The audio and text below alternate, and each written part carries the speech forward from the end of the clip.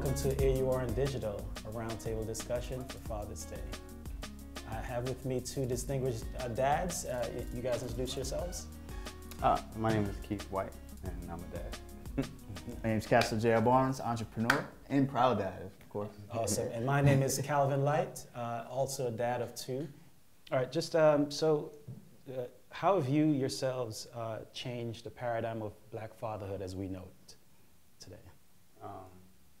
I mean, short answer, I don't know that I have changed the paradigm of Black fatherhood. It's a work in progress. Right. I think I've failed at it enough to know what hasn't been working, and then it's provided some proficiency in the area of improvement. But yeah, I mean, I think that I haven't changed the paradigm of Black fatherhood. Right, which is I think a lot to ask. Yeah, or to think of, that I think that the little that we do will eventually get to a place that is better, but I don't know, change is relative, to whoever is looking at it. Right. But yeah, what do you think? Do you think just as a whole, no, because that's it's a lot of baggage. But I would say for the people that I know, I come from a family where I was the black sheep, right? Like I was raised where it was be safe, or it was either be safe in regards to like a 9 to 5 or streets, right? So I was the one that went to college but went to entrepreneurial route, right? And then I also showed, at least for my small following and the people that know me, my family, my college buddies, that you could be young and be a father. It could work, right? Like you could pursue your dreams and still be a dad, right? You can come out of a breakup and lose everything and still come up and win in your own right. Yeah. So I wouldn't say I've changed it for the world, but I've changed it at least, I get DMs, like people hit me up like, damn man, like, you making this happen. I'm like, because I'm very transparent about my situation. I felt like not only in mental, mental wellness safe havens where I've spoke to therapists and just other men, but also, to my following sometimes like, listen, I'm known for my fatherhood and entrepreneurship. Like that's my audience, right? So, just speaking of that. So the people that know me like, man, like I could be young, I could pursue my dreams and still be a tentative dad. Like that's crazy. What's really good that you said is that it's being transparent and knowing that there's no template. It's not perfect. Absolutely. You having relationship issues or going through what you went through and being transparent about that. I think there's a lot of people that can learn from that. Yeah. I had my first son while I was in college, so there's no perfect way, there's no perfect formula for how things work out. It doesn't mean that you stay in that situation. Absolutely. You progress, you learn, and you evolve as as things change. Yeah, I mean, I don't think we're designed to have the same path. If we did, it'd only be one of us, it'd be one human, right? I think the idea of what it means to be a father, whether you're in or not in a relationship or not with your co-parent. I don't know that the responsibility necessarily changes. I'm not informed enough from the other side of that conversation to know. But I will say that when my partner and I are not getting along, when we're having a long-standing dispute, and she's not speaking to me, or I'm not speaking to her, or something like that. That happens in relationships, right? Are we roommates? No, we're not. we still have a responsibility. We still have a responsibility for the people who we've introduced to this world, and I think that, or who have chosen us to introduce to this world, right? I think that the responsibility doesn't change. No, it's 1,000%. There is no perfect formula. So I feel like the paradigm of Black fatherhood is still the same. It's ever changing. So I feel like we being role models and doing the things that we know is right. In terms of the other people that we're responsible for, so that we can just better their lives. We have to make them better humans than we are. You know, I think that's the ultimate parenting job. You know, just you know, make sure that they're in a better situation that you than you came up in. Right. I think it's also about accepting. You know, a lot of times, in order for the world to understand something, it has to be commodified in binary terms. Yeah. Right. 0, 1, left, right, either or. And I think that as we advance as human beings, we're starting to understand the world in terms of spectrum. And then we should understand parenting in the same way as spectrum, right? And I think that I don't know that I've gone from being a bad parent to a good parent as much as I've gone from being a parent who didn't necessarily understand what it meant to create a framework for childhood development to a parent who is now engaged, actively engaged in that learning process. And as I actively engage in that learning process, it informs who I am as a human being. It informs who my partner is as a human being. It informs my whole household, so that we're all engaged in this learning process of how humans develop, how children develop, and it helps us all. You know, it's important. I used to very, very like personal. Like I used to have this, like growing up, I lost my dad at 11. My mom, you know, remarried, got divorced, and I said, oh, I wanted this perfect thing, right? Like marry, we're gonna have kids, and then when it didn't happen like that, I had to deal with that, right? And said, listen, like you said, responsibilities, and I broke out of that shell, you know, that framework of, oh, the perfect dad is married to the mom, and we're skipping with the picket fence. It's like, what if, you know, the second round, right? Which I've met a beautiful queen now, who stepped in not as the replacement of her mom, who's amazing too, but who is a bonus mom, right? And now she can see, oh, even though I didn't work with my mom, it's working over here, and is still able to build. So, but you look at the model of what you thought made sense, right? The kind of like nuclear family and the white picket fence. But in many of those families, right, there was domestic violence happening, right? Absolutely. And so, so that people weren't happy, or there were people who just weren't in love, and it's just like, what, you know, those are toxic situations. Or there are people who, because of heteronormative, you know, pressures of society, right? There were people, there were people who were just like, I'm not even heterosexual, right? And so. I think that there were people who were forced into, or who felt forced into, all of these different frameworks of what a relationship, a healthy relationship was, as opposed to really genuinely searching for that and saying, you know what, this is who I am, and accepting who they are, and then moving forward in that truth. And I think that it's important for you to recognize that your truth is not locked into some framework that is from the 60s or the 70s. The truth is locked into who you are as a human being and how you observe the world. And that's how we make the wrong decisions, the bad decisions, because we try to fit into this framework, and it might be with the wrong person.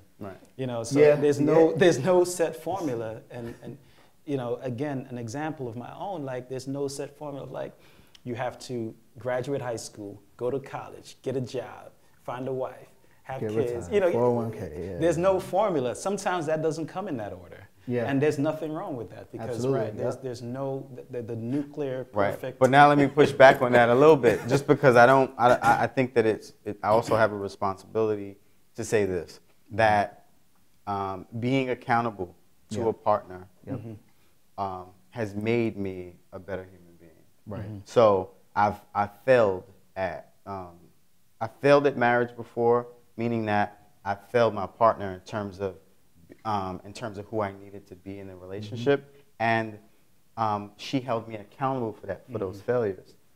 Her holding me accountable for those failures, me accepting that responsibility, is what makes me a better human being, as opposed to being somebody who says, well, then that's it, the relationship's over.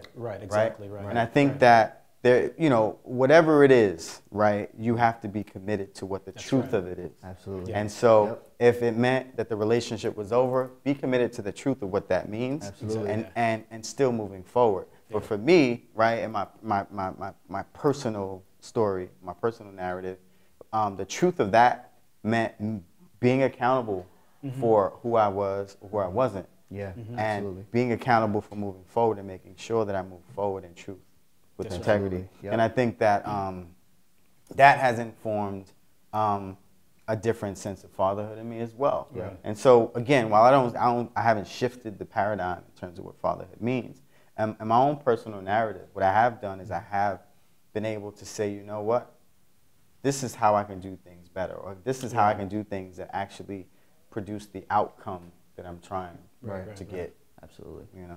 Nice. Yeah, one of the things that I noticed with couples that's been together for a long time, my parents being example, is that, you know, you don't get to those numbers without dealing with some things. Yeah. You know? And to your point, you know, you have to identify things within yourself that you need to adjust at some point, and say that, you know what, in order for me to get to that number, that outcome that I want, there's things I need to reevaluate, reshuffle. That your partner also has to do that same, you know, adjustment and figure out what the things that, you know, she might have to look at. Not to say that their fault is any way. No, I mean it's all straight facts. I mean, listen, people will see, you know, social media is everyone's highlight reel, right? And so, and it's mine too, right? Like, why would I post an argument? Or why would I post, you know, oh, I don't have any money today. Like, why, you know, why would I do that, right? I'm not celebrating those things, but they're realities. Yes. But I do think that I do think that having real experiences and being able to translate those real experiences, some of those struggles, being able to transform them into stories of success has been helpful. But you know, sometimes, you know, to your point about getting DMs about, you know, about what you're doing, right? Sometimes, you know, when you get the whole like, oh, relationship goals and all that other stuff when you post a picture with your partner, sometimes it's a little unsettling because it's like, nah, like you don't know the backstory. It's not any of your business to know how we got to this happy place. Right. But this happy place doesn't come without the struggle. Exactly. That's true. Yeah, I mean, we've been through some things, especially as entrepreneurs. It's like a spike, and then it's like, okay, how are we gonna eat and pay rent? Right. And still, I gotta pick up my daughter and make payments. So that's my life on a continuum, but it's a greater cause, right? And like you said, when it comes to truth, I wasn't perfect, you know. Like my daughter changed my life. Like 6 years ago, I was a whole different person. I was 24, getting my bachelor's, just trying to figure it out. Selfish, didn't care about the world. I'm getting a little money. That's it, you know. So it brought that human aspect to me. 24 is crazy. Yeah, 24. Like it's literally, you know, and we was in a different field. So I can't even think. So you're 30. I'm 30. Yeah, it's crazy, man. So I was 13 years ago. I was 30. Yeah, and I feel like that was like maybe 3 keeps ago. Right? Like every day I'm like, I don't like that anymore. You're right. You're right. You want candy? I'm like candy no more. You know? I still like candy. But you're right. I get what you're saying when you say it's a different person. Yeah. Because you evolve, man. You reevaluate. You look at things and you see where you are, and you're just like, I need to be a better me. That old person that used to do this thing, and I need to move on from that person. But what those failures have taught me though is that I'm still that Keith. That I'm always going to be that person. Yeah. But my conduct and my behaviors don't have to be. Right. And I think that having failed at something informs your ability to be good at it. Right. So having failed at whatever has helped me see that no, I have the potential to be this person. But I have a decision to make in terms of who I want to be. Some adjustments to make it. Yeah. And so when I say like that's 3 keeps ago, like my whole decision making process was I can't even explain to you what my decision making process was at 30 as opposed to now at 43. Exactly. Exactly. And I think it also ties into level of responsibility too. Because I think when it's less responsibility that we don't have to take on, the process is different. That's why, like, I just learned from you. You're like, oh, the value. And not only have you experienced more in age, right?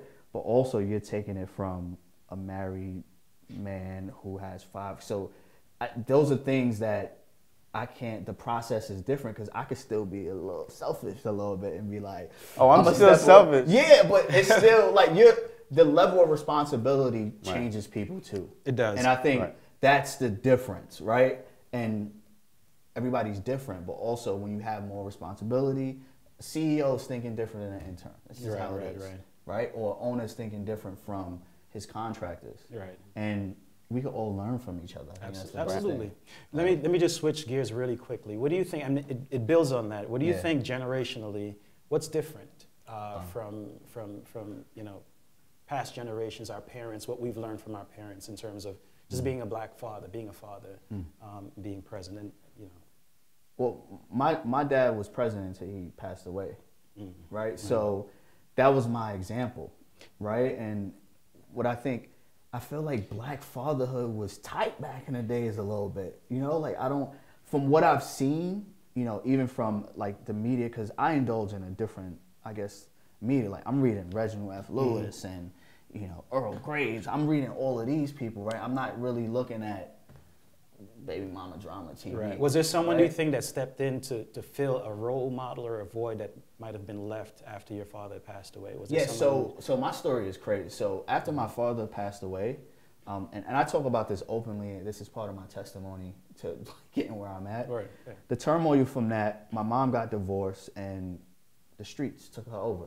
So I was in foster care for 7 years, right? And that not only taught me how to survive, but it also taught me I had a family with a big house. They went to church, step in, and my foster father taught me how to rake, shovel. Okay. Right. So now I learned, what went from a passing dad, a divorced mom, to being in care for 7 years, losing everything I know. So that was 8 Castells ago, right? So now I'm learning in that, okay, not only do I have to take responsibility for my life, but this person coming in, PhD, and he taught me, first you get the education, then you get the money, then you get the honey. Yeah, right? So that always stuck with me. Be educated first. Right. Make sure you have something to bring to the table. If not, build a whole effing table for yourself. But then on the flip side, have your priorities straight, right? So to answer your question directly, and I had to lead up to that, I did have a foster dad that stepped in and kind of picked up where my dad left off. Right? Because at 11, I lost my dad. I'm like, oh, my mom lost, Right. And she remarried, kind of like a bozo a little bit, but it's all love. And then she's like, where do I go from here? I got 5 kids. Right? So took over, and then, I foster dad. It's an incredible. Stepped in for 7 years and really molded, like, feed your mind, feed your mind, feed your mind, feed your mind. And I'm like, building a personal library, over 200 books, like, I believe, like, I'm the common denominator. And then if I can just absorb everything I could learn, I'm like, oh yeah, this is what fatherhood is about, And then I'm a little fanatic, I'm crazy and hyper, but I'm excited about life, you had that example. I'm excited, I'm that's powerful.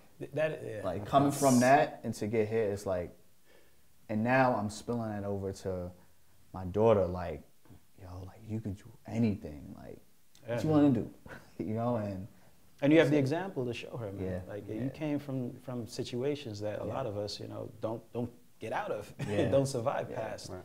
So that's incredible, bro. That's dope. I know it's a little sensitive, but I had to go. No, it's powerful, and I think that our personal narratives are the only thing that we really truly own. Yeah, that's a fact. Right. So your story and all of its and all of the turmoil, and all of the value to your story, it increases your value as a human being. So you're rich. That's right. I'm having fun, man. I'm like learning. Someone who might be in your situation, or someone who might be experiencing something that you've gone through. That story is like, you can show them that you can get out of this. There's I partner with like Shelter in Arms, St. Christopher, a lot of like foster care agencies and really like listen, like my first book, chapter 11, like I was almost crying writing that. Like I remember that, and just talking about losing your rock and regaining it, and like all things are possible with like you as a core. And if you just open up and be like, yo, the past is not my future. That's a very interesting. So that's a very interesting perspective, and the reason why I say that is because going into the foster care system, you were taught that you needed to be able to take care of yourself, right? And I just want to take a moment and just honor all of the people who age out of the foster care system and don't have, who don't have that support system. But it taught you one thing. But then you had this foster parent, right? This dad who came in and gave you a different set of values, right? So you have this juxtaposed position, ideas or ideologies of, the world revolves around me and what I have to do. Versus I revolve around the world. And what's my responsibility to the world. And what did you choose? So I chose self first. And then that evolved. Now I understand my role to the world, as wilder as it may seem, as crazy. Like I'm a forever. Like I went into college and majored in entrepreneurship. Like people were looking at me, like we're in one of the best finance and accountancy. Why would you do that, right? And I had to be selfish in that moment, because of disappointments that was continuously happening. So I was going to fall victim to the accountability that wasn't built, right? And like, damn, my mom's didn't show up to a visit? What the hell? Right? And hold a grudge and, I hate all women, right? And that could have led to not only disrespecting women domestically, but it could have led to me turning off from woman energy. I could have ended up gay. Just from that, right? Like, oh, no woman. I had a man step in. I don't know that people are gay because they don't. No, but I'm saying from a personal experience, right? Like I could have been turned off from the cuddle and genuine love, the intimacy from a woman completely, or because of that. Or you could have been leveled up. So you could have been so deficient of it that you went to multiple women. Searching for something that you never got. Your behavior but what it did on the flip side was it said, my mom got better, we rekindled. She's my best friend now. Speak about it. Mom, we went to family therapy. I'm pro therapy. Like I co-produced the wellness conference. Like you need to talk about that, right? And I'm like, bro, just get it out, right? What you gonna hate me for my story? So when from those tendencies that I've seen, and I'm like, I'm gonna love you for who you are. This is just who you are, right? It created a standard for the type of woman I want in my life going forward, right? Where it's like, be loving, take all of those good things from my mom and what I learned here, and I'm like, I need a woman like boop, boop, boop. So it set a standard not only for myself, but for the woman I attract now. I need you to be definitive in something that you want, right? Don't just, so now going back to what I can give to the world, at first I had to be selfish because I was dealing with self-esteem. I was dealing with, a lot of different things. Doubt, why me? So I had to regain my confidence. I had to build that up. I was 5'1", trying to figure. So it's the balance of self-care, because you can't actually care for anybody else if without self-care. So there's the balance of self-care versus being selfless. You're number one, and then everybody else. Because if I'm not, especially as a dad, like daddy got to be good so I can love you the right way. Because I'm so existential and so emotional. Like I'm a fire sign. Like I'm so like I don't want to withhold emotions. I feel like we need to experience all of our emotions. Before you became a parent, what was your perception of like just a dad? Like what was that? I said I wanted to make sure I was good before I became a dad. I felt a dad, I was thinking that perfect image. Like a dad was somebody that so you saw the Cosby's, three things. You saw the he's loving, examples. He's loving, he earns and he provides. Like still to that day, that's a dad for me. I love you to the max, and when it comes to it, I earn. I make money. because I have to provide for you, right? And those are things that stuck with me because my dad used to be like, he was like a Garveyist. So like those ways, and he died, I said, listen, at the end of the day, parenthood, fatherhood for me, if one is out of the balance, it don't work. Like, I'ma love you, but I need to provide for you. I don't want you struggling. I don't want you going through what I went through. So that's my duty. It's like an honor and duty. Like and it's unwavering. Wow. Like this is a testimony. Like I'm like, oh, all right. You know, I don't want to make it, but no, it's big for me. Yeah. You know, and it's as you know, people gender roles. Where that's just my duty to my daughter. Right. Like my dad provides. He shows up. He loves me, and he's anchoring this path that we never had. Like, and I'm sticking to that. Like, you know, and if I die trying, I'm ready to die for this, right? Because you're not going into just because of what I went through, right? And that's not perpetuating what we went through, our kids, because some parents will do that. You know, like, and I've experienced and seen it with my own eyes. Like, you didn't go to college and you okay in this, right? And then from that, I'm like, oh, let's get it. So, yeah, man. Yeah. I love being a dad. Yeah, that's powerful, man, your testimony, man. Yeah. I feel like your experience, you'll be able to, and people will be able to learn from that. I think there's someone. I'm not perfect. No one's perfect. But someone be able to take that, your testimony and what you just shared, man, about your personal experience and upbringing, your experience with your dad, and really see, you know, that there's other paths, man.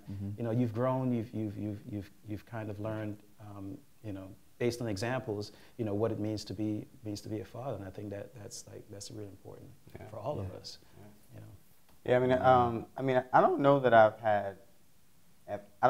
had a different perspective on fatherhood. Yeah. I don't even know that I necessarily even thought about fatherhood. And again, I think to the earlier point, what we were talking about before is that I never thought about fatherhood necessarily because I had a dad. Who was like super present. Right. Yeah. That's the example that I have too. Is that I've always had my dad. He was very disciplinarian, meaning Caribbean, old school. You know, he comes from that place where, you know, you listen to your father. He's not telling you he loves you every day, but he's providing. So I saw that he loved me.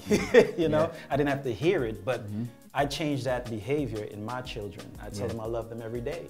I read to them. You know, I made sure that they see the love as opposed to, you know, they see it and feel it and hear it as opposed to just, you know, not having that presence. So I think, you know, that's really important.